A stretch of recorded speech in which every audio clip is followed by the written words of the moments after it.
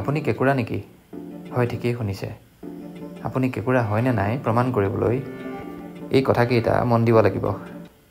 লগৰ বন্ধুৰ উন্নতি দেখি আপুনি জ্বলে নেকি? মনতে এনেকে কয় নেকি? এনেকে সিহে পাৰে, একোডাল কৰা নাই, আমিও পাৰোঁ। ঘটিডাল কৰিছে নেকি সি? ইয়াৰ কেতিয়াবা ডাউনফল হ'ব, চাই থাক। যদি এনেকে ভাবিছে আপুনি, তেতিয়াহ'লে আপুনি এটা কেঁকুৰা। যদি ভবা নাই, আপুনি কেঁকুৰা নহয়।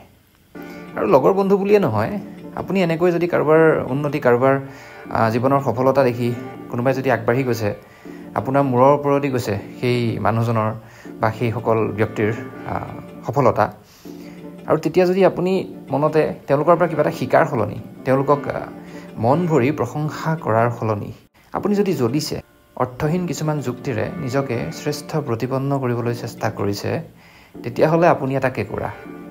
আৰু এনেকুৱা এগালমান কেঁকুৰা যেতিয়া লগ হয়, তেতিয়া সেই কেঁকুৰাখিনিয়ে কাকো আগবাঢ়িব নিদিয়ে, কাকো উঠিব নিদিয়ে।